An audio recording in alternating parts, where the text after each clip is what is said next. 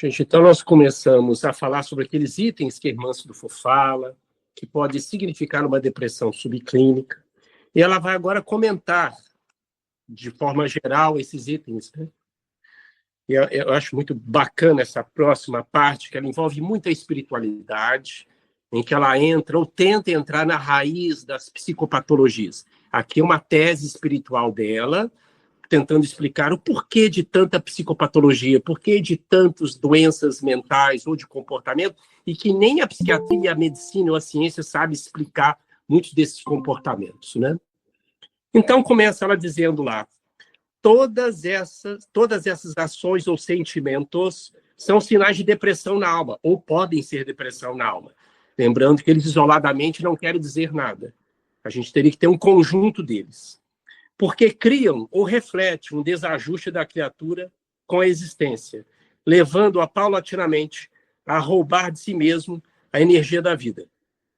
São rejeições, olha que ela utiliza essa palavra, rejeição à sábia e justa vontade divina, excelsa expressão do bem em nosso favor nas ocorrências de cada dia. A literatura espírita relata que todos nós temos uma programação mais ou menos predeterminada de vida. Isso não é matemático, algumas pessoas exageram muito nesse tipo de interpretação, a ponto de chegar no chamado Maktub. Isso, de fato, não existe. Nós temos a influência do ambiente, nós temos a influência da genética e de um terceiro elemento, que é o espírito, que somos nós. Ninguém aqui tem espírito, nós somos o espírito, nós somos o self, que nós estamos longe de ser aquilo que realmente somos. Então, realmente, ela quer dizer aqui que, né, ao rejeitar a sábia divina, muitas vezes rejeitamos a vida na qual nós fomos participados ou convidados a nos estar agora. Isso pode ser muito mais comum do que imagina.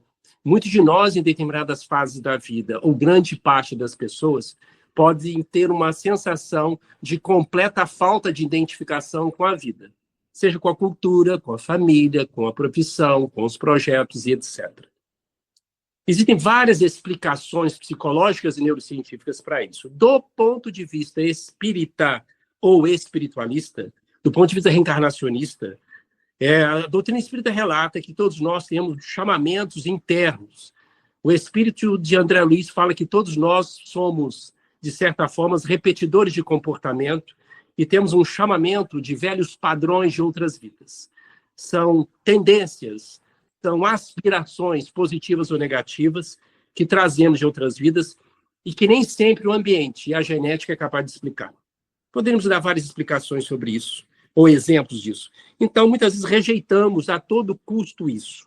Isso não ocorre somente em pessoas depressivas. Todos nós temos esses momentos de questionamento. E é muito saudável cá para nós uma pessoa questionar o porquê da vida, o significado dela e o sentido, o significado, que tem significado para ela. Nós já falamos isso, que o significado cada um deve encontrar, seja nas coisas mais simples. O que parece uma coisa idiota, imbecil para você, não é para mim, porque aquilo tem significado na minha vida, é aquilo que me amarra no meu dia a dia, na minha vida, que tem significado.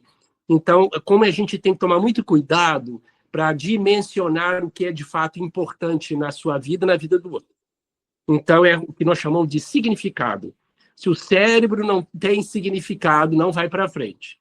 Por isso que muitas pessoas não sentem que vão para frente no trabalho e continuam preso àquilo, numa relação afetiva, seja num projeto qualquer.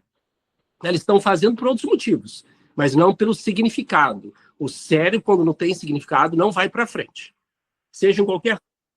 Por isso que disciplina é importante, nós já falamos sobre isso várias vezes, acho que cheguei até a postar isso no nosso grupo, mas o animal sabe, se não tiver motivação, se não tiver significado, se não tiver prazer, ele não vai em busca daquilo. A gente muitas vezes tem que forçar o cérebro, sim, mas se não tem motivação, significado, ele vai parar. E motivação, significado, gente, é motivo para agir, não é prazer. Já foi feito pesquisa em laboratórios de animais e seres humanos, que motivo para agir também é escapar da dor, solucionar um problema, fugir de uma dor. Então, você vai agir por causa disso. É motivo para agir. Já falei para vocês que o motivo para agir não é acordar de manhã vendo estrelinhas e dando saltitante falando que está cheio de energia. Você pode estar motivado para cometer um crime. ou estar motivado para cometer algo negativo. Eles têm motivo para agir, guardem isso. O cérebro está fazendo dopamina para isso. Não estou aqui julgando, é o cérebro está funcionando assim. Quer dizer, tanto para um aspecto saudável quanto não saudável, a gente precisa ter motivo para agir. Então, às vezes a gente perde esse sentido e a gente acaba rejeitando essa vida, porque não encontra esse significado que a gente tanto está falando aqui nas nossas aulas ou nossos encontros de neurociência e espiritualidade. Quando a pessoa não encontra mais significado nas pequenas ou na rotina dela, é porque realmente tem alguma coisa que tem que ser revista. Aí ela começa justamente a ter essa rejeição, não com a vida em si, que ela quer se matar ou se destruir, mas ela passa a perder o gosto da vida em si. Então, muitas vezes vai para as fugas. Seja o álcool, seja o vício, seja a pornografia, seja tantas outras coisas. Tem apenas exemplos, tá? Então, existem muitos mecanismos de fuga, que eu já expliquei, que o nosso cérebro usa, que o nosso cérebro, gente, ele sente dor, mas chega um ponto que não dá mais. Ele vai ter métodos de escapatória, de fuga, para compensar e manter-se vivo. Por isso que nas situações mais adversas, a história mostra isso, as criaturas conseguiram sobreviver e acharam meios de sobreviver no caos. O que para mim, para você que está agora sentado ouvindo essa palestra de forma tranquila, muitas pessoas tiveram o extremo da miséria, da pobreza, da dor, do sacrifício. O cérebro conseguiu encontrar um meio de sobreviver. A gente tem muito desses exemplos nas histórias de Viktor Frankl, para quem quiser pesquisar, foi psicólogo, psiquiatra judeu norte-americano, que viveu os horrores do campo de concentração. E ele encontrou esse significado naquele meio adverso, que a morte e a tortura era uma coisa certa. Vale a pena, para quem quiser depois, ler os livros de Viktor Frankl, tem muitas postagens nas redes sociais, no Google, vale a pena, para exemplificar e ilustrar o que eu estou dizendo sobre o significado de vida, encontrar o significado. Ela continua. Olha só o que ela diz. Bilhões e bilhões de homens. Segundo o Espiritismo, a literatura espírita, nós temos em torno de 6, bilhões de seres encarnados. A população da Terra é quase isso, né, gente? Quase 7 bilhões, 6,5 bilhões. E segundo os espíritos, a população espiritual é 3, 4 vezes mais isso. E segundo as notícias do mundo espiritual, que a Terra chegará quase a essa população. Então, não sabemos como isso vai acontecer. Mas se os estudiosos em geopolítica, justamente em desenvolvimento social, falam que o planeta vai chegar a ter uma população, uma superpopulação. Então, ela continua.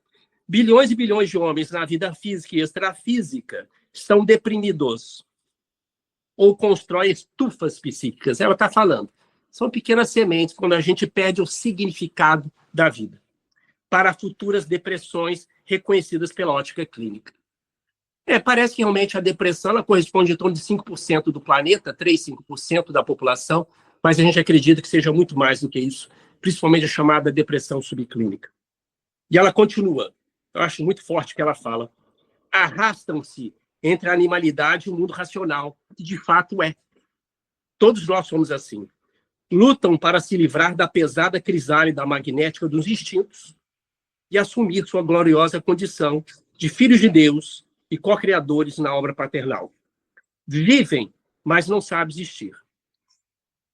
Essa é uma condição de todos nós. Como eu disse para vocês, gente, o nosso cérebro ele faz de tudo para sobreviver. Ele está preocupado com vida. Se não fosse algo a mais, nós não estaríamos aqui presentes. Como eu já disse, desculpa a redundância, mas isso é verdade. Para a gente entender isso, o que ela está falando. O cérebro é feito para dormir, procriar, para justamente procurar abrigo, para sobreviver, para dormir. Quando a gente quer algo a mais, o cérebro tem que trabalhar, tem que gastar energia. Aí eu quero ser a profissão X, eu quero casar, eu quero ter filhos, eu quero abrir aquele negócio, eu quero estudar aquela língua, eu quero ser... E vai para aí afora. Tem que ter um plus, um algo a mais. E quando a gente não faz esse esforço e não encontra um significado para algo a mais, a gente vai ficar nesses bilhões que vão viver justamente, que ela vai dizer mais à frente, no automático. O nosso cérebro, gente, ele é construído para viver no automático, é para sobreviver. Não tem como ser diferente. pelo menos por enquanto. Todo mundo aqui no final do dia não saberia dizer para mim em detalhe o que fez durante o dia. Ah, Carlos, eu lembro que eu almocei um franguinho, eu cumprimentei minha mãe de manhã. Sabe algumas coisas, mas em detalhe não sabe. Por quê? Foi no automático. Que quando você não tem foco no que você está fazendo, você não retém na memória. O cérebro foi feito para isso, no automático. Ah, Carlos, eu vou lembrar o que eu peguei primeiro, minha primeira garfada hoje no almoço. Porque é automático. Quando uma coisa é automática, ela não está no nível consciente. É como dirigir um carro há muito tempo. Você não fica prestando atenção mais que passar a primeira, a segunda. Ou quando você faz o café da sua casa, com o café, né, eu tenho que esquentar, agora eu vou jogar água fervente. Ninguém pensa nisso, porque já está no automático. A nossa vida é assim. O cérebro é feito para isso. Por que é feito para isso? Para poupar energia e dar respostas rápidas, imediatas. Porque se a gente fosse raciocinar, tudo que a gente faz no dia a dia, até o prato que você vai arrumar, nossa senhora, a energia vai ser gasta, a nossa vida seria muito mais lenta do que você imagina. A gente às vezes acha a nossa vida lenta, imagina, se a gente fosse pensar tudo que a gente vai fazer. Mas ela está chamando justamente a gente para isso, para sair desse automatismo instintivo que faz parte da nossa sobrevida. Mas ela nos convida para isso, e é o que nós estamos fazendo aqui agora, quebrando esse automatismo. É que, como eu disse, a gente precisa dar ao cérebro um outro ritmo, para que a gente acione regiões mais nobres, como o córtex pré-frontal. É o que nós estamos fazendo agora. Nós estamos levantando justamente novas rotas, estamos exercitando flexibilidade cognitiva agora, estamos pensando em coisas que a gente nunca pensou, estamos produzindo reflexão, antevendo consequências. A gente não faz isso no dia a dia. É na família, é na briga do dia a dia, é a disputa na corporação, é na luta para pagar as contas, é a doença do filho. Quer dizer, vai no automático. É errado isso, cara? Não estou falando se é certo ou errado. É a nossa vida. É assim que a gente sobrevive, igual seu cãozinho, gatinho, ele sobrevive, é no automático. Ué. Vou fazer o quê? Vou ficar pensando tudo que eu vou fazer? Só que a gente precisa desse plus. E esse plus a mais, ela está nos chamando isso. É a aproximação do self, e saindo um pouco do ego, que é importante para a nossa sobrevivência, para os nossos cuidados, para você comer, dormir, lutar pela sua sobrevida e sua prole. E é isso que ela vem dizer aqui. Eu acho mais interessante que ela complementa. Perambulam, esses todos seres que somos nós, perambulam quase sempre na alegria de possuir e raramente alcançam o prazer de ser.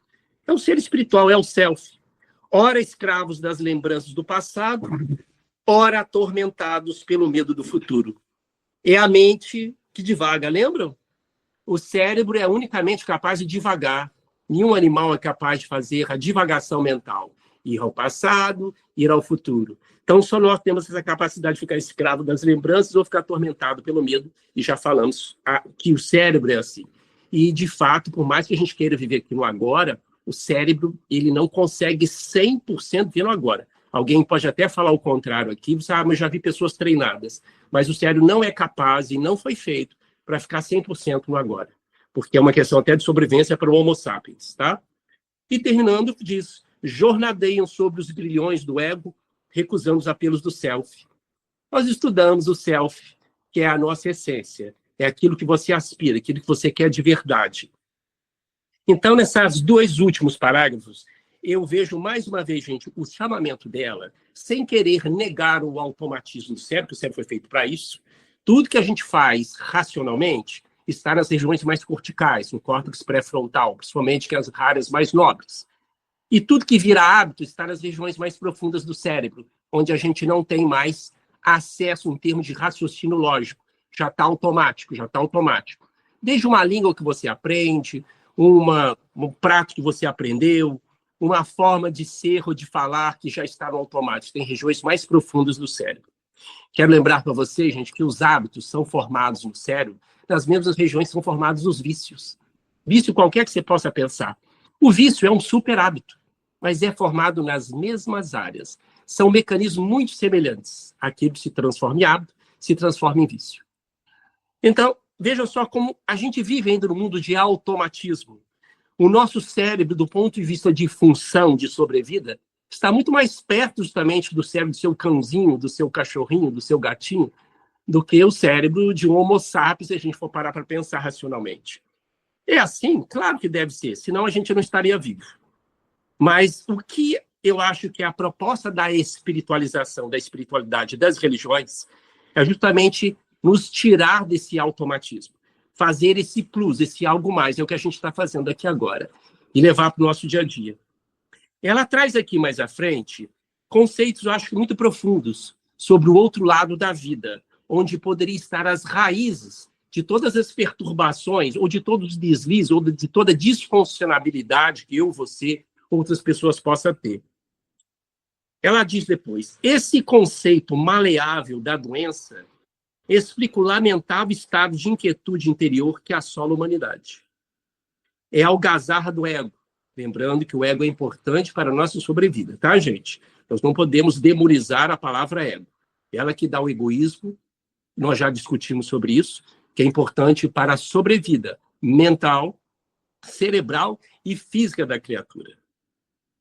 Mas quando esse ego ele passa a justamente administrar a nossa vida, aí vem justamente aquelas consequências que nós já estudamos, que é o egoísmo, é a falta de empatia, é a frieza, o distanciamento. A pessoa passa a viver dentro do seu próprio mundo, querendo tudo para si, em que ela perde completamente uma condição humana, que é justamente o que nós já falamos, a empatia, se colocar na pele do outro.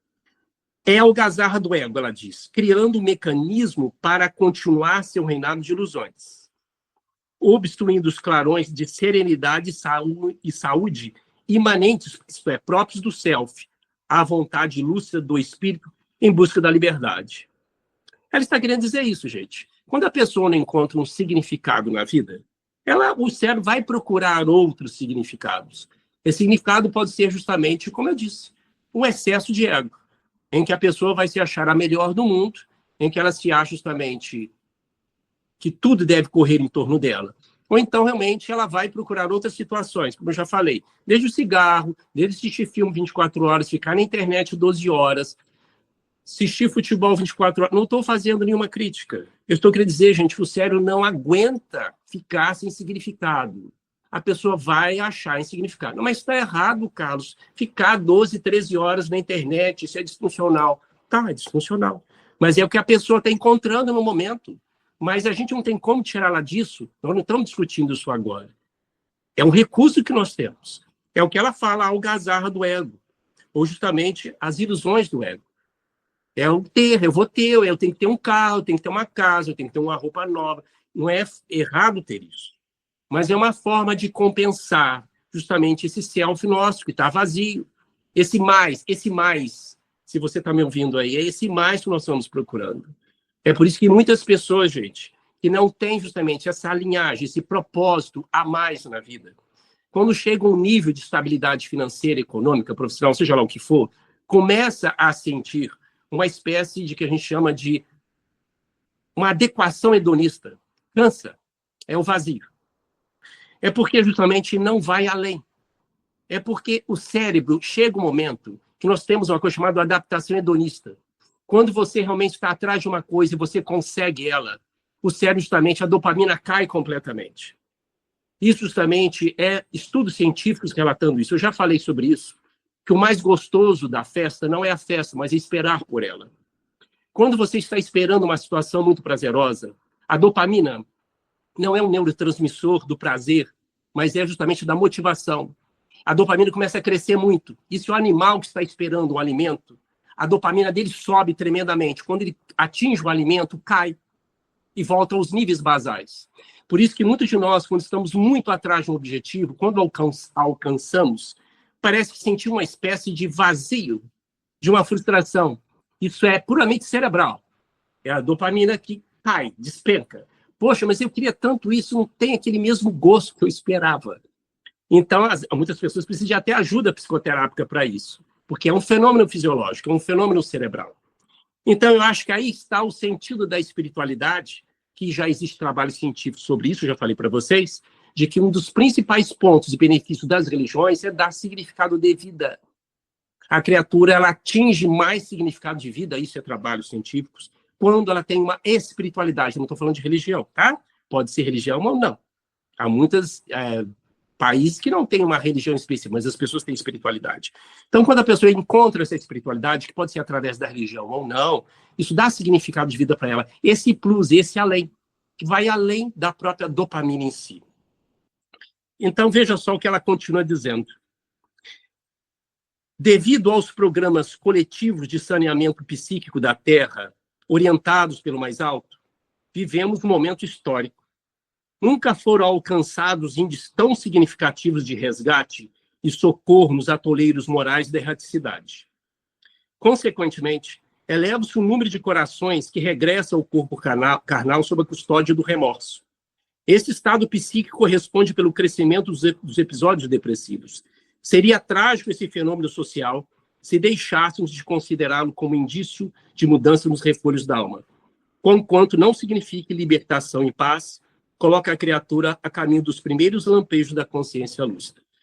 Você que está me escutando, que talvez não tem tanta intimidade com a literatura espírita, a literatura espírita está repleta de passagens falando que existem chamadas zonas inferiores, que os espíritas chamam de umbral, mas ele não existe somente nas chamadas zonas espirituais superiores, existe nas regiões subcostrais e até abissais, segundo a literatura espírita, onde existe milhões ou bilhões de espíritos vivendo numa situação justamente de degredo, de desarranjo mental, psíquico muito grande. São espíritos ainda que estão muito cristalizados mais nos sentimentos de animalidade, de raiva, de rancor, de ódio, se cristalizaram assim. Muitos deles perderam a lucidez e perderam somente, talvez até um pouco, a forma humana.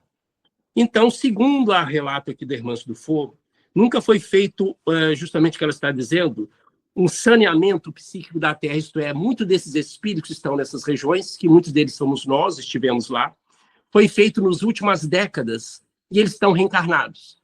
E eles reencarnam trazendo essas disfunções e materializando-se no cérebro, na sua genética. Então, por isso que nós somos realmente a soma do ambiente e da genética, segundo a neurociência e as ciências. E do ponto de vista da espiritualidade, nós somos o espírito imortal com as suas bagagens. Então, são 3 elementos para formar e constituir os nossos destinos, que ambiente, genética e espírito, que somos nós, fariam justamente o nosso futuro bem ou desajustado. Segundo o Espiritismo, gente, grande parte de que nós chamamos de desajustes psíquicos estaria nesse espírito imortal que somos nós, que devíamos a vários afastamentos da linha do bem ou de Deus, ou da sua afastamento dos propósitos que os espíritos superiores fizeram para nós. Ao afastarmos dessas leis que eles chamam, nós entraríamos nessas disfunções psíquicas e a gente se aproximaria de um ser mais símil, mais animalizado do ponto de vista psíquico, tanto dentro quanto fora do corpo físico. E voltamos ao corpo físico, implantamos esses desajustes, entre eles a depressão e tantos transtornos psiquiátricos e outros que a medicina e a ciência têm dificuldade de catalogar. Eu já falei isso para vocês também, novamente citando, existem muitos pacientes que aparecem para a medicina e para a psiquiatria com distúrbios de comportamento que não há classificação para esse ou aquele distúrbio, porque realmente passa a ser um desafiador para o médico, para o cientista. Pode ser que ele conheça muito pouco, mas muitas vezes é desafiador porque não se encaixa em nada o que ele já viu, ou que está nos livros, ou que está nas pesquisas científicas.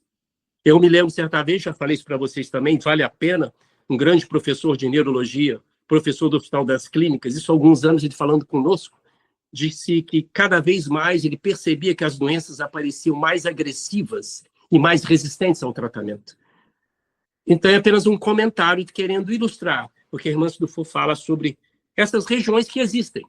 São irmãos nossos, são eu e você, e muitos de nós tivemos essa passagem por lá. E reencarnamos trazendo essas, entre aspas, deformidades espirituais, tá? Entre aspas.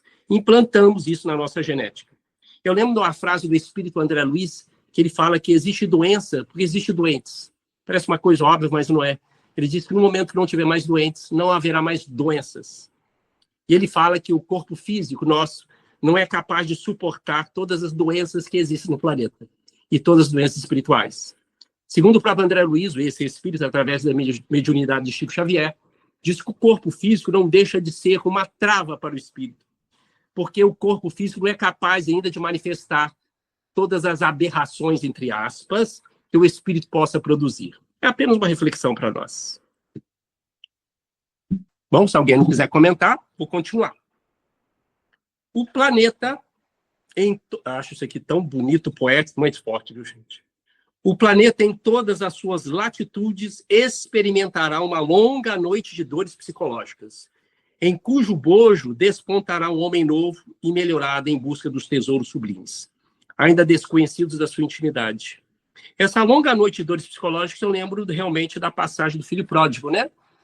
Abusou, saiu do pai, experimentou tudo e depois ele volta. Esse é o simbolismo que eu acho que todos nós da Terra estamos passando por isso. Todos nós identificamos com o filho pródigo, todos nós que estamos aqui. Eu acho que é um momento que nós experimentamos tudo.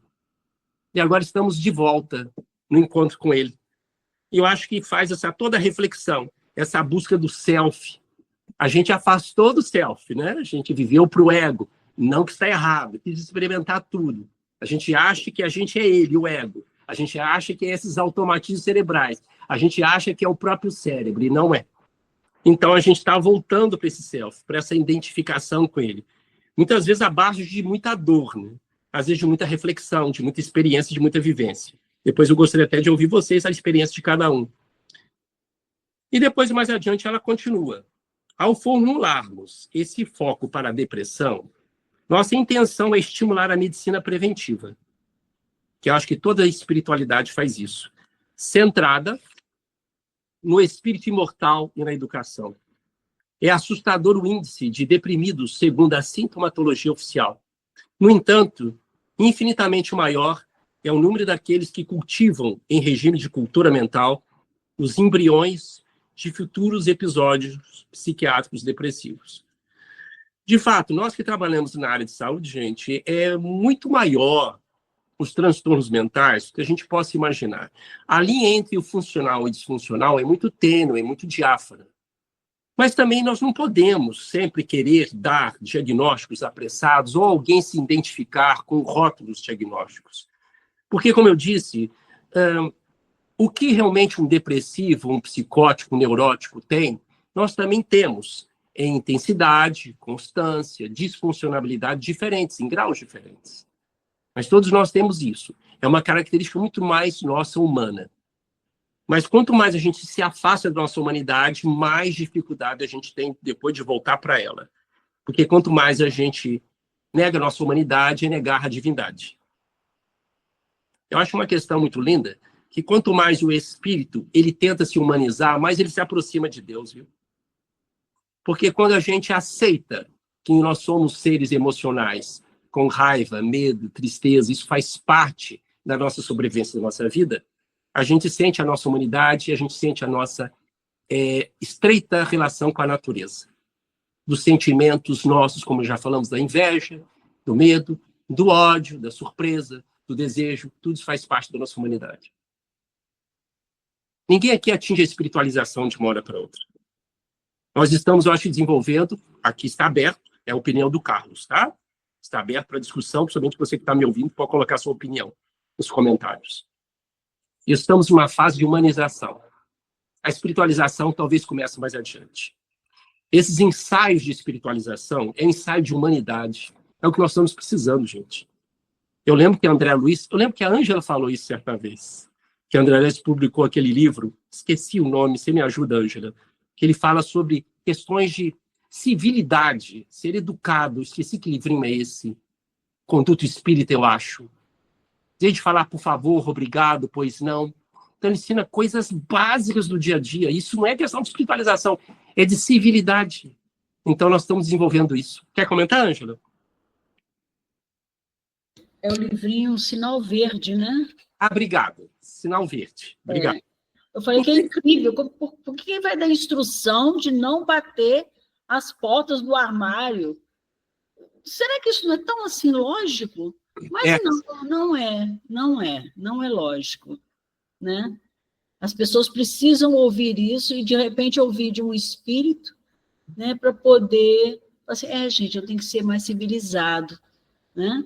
Eu vejo aqui no nosso condomínio, nós estamos tendo um problema de vizinhos que estão julgando vasilhames, né, vizinhos dos últimos andares, lá embaixo. Então está virando um lixão. Precisa disso? Aí eu fui comentar com a pessoa, não, mas lá no meu também acontece isso. Também acontece isso. Então, assim, as pessoas estão muito mal educadas, não estão entendendo muito bem como o respeito, como agir um com os outros. Então, se faz uma coisa dessa que parece ser uma coisa boba, por que não faz mais, né? Então, é complicado mesmo. Então, gente, é isso. Eu queria falar. Pode falar, Esther. Vou dar um depoimento meu mesmo. Quando eu estava ali entre 20 e 30 anos, eu estava numa depressão e tal, revoltada com várias coisas, e sentia muita raiva, né? E eu tinha que pôr aquela raiva para fora. Eu fazia até terapia, inclusive, na época. Mas quando eu não conseguia pôr a raiva para fora, para não agredir as pessoas, eu entrava num quarto e quebrava um monte de copo. Tipo assim, eu vou quebrar o copo em vez de quebrar a pessoa, entendeu? Eu fazia isso. Passou o tempo, porque assim, eu não era tida como uma pessoa raivosa. Sempre fui tida como uma pessoa meiga. Eu sou espírita mais ou menos desde criança, mas comecei a ler espiritismo, tinha uns 15 anos. Fui aprendendo que raiva não é bonito, né? E cresci assim. E ultimamente, cresci assim, fui me conduzindo assim, procurando, né? Ultimamente eu ando vendo como que eu sou uma pessoa que sente raiva. Essa coisa do autoconhecimento, né? No fundo, eu sinto muita raiva. E a Ângela falou sobre isso, sobre as pessoas estarem jogando as coisas, que eu vejo para as pessoas, eu acho assim, até para mim, que eu procuro, né? Que a gente tem que ter uma válvula de escape. E as pessoas não sabem fazer isso. Então elas vão lá, batem porta, jogam vasilhame, entende? Então, assim, a gente não foi educado, a cultura não ensina, ou não sei, a desenvolver mecanismos de pôr para fora as coisas. Porque a gente sente, às vezes, não sabe lidar com aquilo. Naquele momento, eu não vou saber brigar, eu não vou lidar com a minha raiva de uma forma, mas vamos entender que a gente tem raiva, vamos fazer alguma coisa que ajude a gente, porque depois que a raiva passa, que a gente pensa e vai refletir sobre o que a gente devia fazer de melhor. Não, eu penso assim, entendeu? Então, eu busco, por exemplo, um hábito que eu tenho é escrever. Escrever o que eu estou sentindo. Posso estar fazendo terapia, mas, assim, escrever me ajuda demais. Eu toco violão também, é uma coisa boa para mim, mas eu digo assim, terapeuticamente, para mim, escrever é uma saída, entendeu? Então, é isso que eu penso sobre essas pessoas que batem, que elas não têm uma cultura, um conhecimento para aprender. Não foi ensinado para a gente. Inclusive, eu acho que foi ensinado para a gente, raiva é feio. Você pergunta uma pessoa que não tem esse conhecimento da vida. Você sente raiva? Não, eu não sou a pessoa que tenho raiva. Igual eu falei outro dia da inveja. Não, eu não tenho inveja. Gente, todo mundo sente. Você falou, né, Bianca, que a gente tem todos esses sentimentos lá nas nossas origens para sobreviver, né? Mas a gente, sei lá, eu tenho vontade até de ajudar. Escrever, sei lá, fazer a parte, dizer assim, né? Procurar, a gente tem. Isso aí não é uma coisa cultural, falada, ninguém fala sobre isso. E é isso que você falou, a gente está estudando uma coisa aqui que pouca gente estuda. Esther, obrigado mesmo. É justamente isso que nós já falamos, né? Porque os nossos pais, nossos educadores, professores, eles nos ensinaram justamente a esconder, a negar, a abafar, a assumir a emoção e sentimento. E realmente isso é cultural, isso não é só no nosso país, isso é uma cultura de forma geral. Então, tudo isso é muito novo para nós, e isso é muito positivo, como eu disse. Nós estamos numa grande fase de humanização. Né, de ser de fato humano, de saber que você tem sentimentos e tem como gerenciar eles. Não é porque eu sinto raiva que eu sou descontrolado, não é porque eu sinto medo que eu sou medroso. Então, começa a ter essa aceitação, modulação, e começa a viver em paz com isso. Nós estamos tendo esse primeiro contato de forma em paz com esse nosso mundo íntimo. com essa nossa caixa de sobrevivência. E mais importante, que a gente não precisa, de fato, viver com base nela. Nós temos outras diretrizes. Temos aí 2, 3 minutos, como é que é? Deixa eu ler só esse último parágrafo que a gente termina. Ela diz: a solução vem da própria mente. A terapêutica está no imo, no centro da criatura. Aprender a ouvir os ditames da consciência. Eis o que pouco fazem quando se encontram sob a sanção da depressão. Esse é o estado denominado consciência tranquila, ou seja, quando o self supera as tormentas da culpa e do medo, da ansiedade e do instinto de posse. Aprendendo a arte de ouvir e seguir é infalível, olha aí, bem colocado por Esther, a criatura caminha para o sossego íntimo, a serenidade, a plenitude de alegria. Gente, olha, quem lê isso aqui muito rapidamente, acho muito poético isso, muito bonito e muito além, ou muito além de qualquer pessoa atingir isso. Mas se é um exercício que está acessível a todos nós, a nossa capacidade de aproximar do nosso self. Não é realmente simplesmente o que você gosta de fazer, é o seu significado, das aspirações verdadeiras. São perguntas que nós devemos fazer todo dia para nós, né? E ajudar todos nós, uns aos outros, a começar a encontrar esse caminho. Então, eu acho assim, a Irmãs do Fogo, ela nos leva justamente a um raciocínio pouco comum. Eu acho isso interessante, que ela nos ajuda a quebrar a rotina mental de homem comum.